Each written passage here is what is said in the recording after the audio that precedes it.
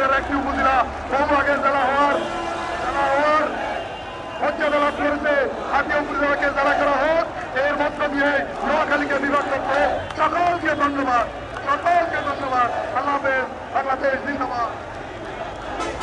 আমাদের মাঝে থেকে উপস্থিত হয়েছে নোয়াখালীর কৃষি সন্তান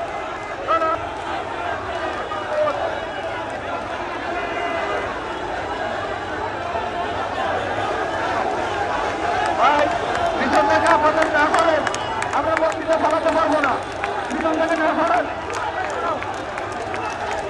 নোয়াখালীর আজকের আয়োজিত আজকে বিভাগের দাবিতেই প্রেস ক্লাবের এই মানববন্ধনে আমি নোয়াখালীর প্রত্যেকটা অঞ্চল থেকে ছুটে আসা ভাইদেরকে আন্তরিক ধন্যবাদ এবং সালাম জানাচ্ছি।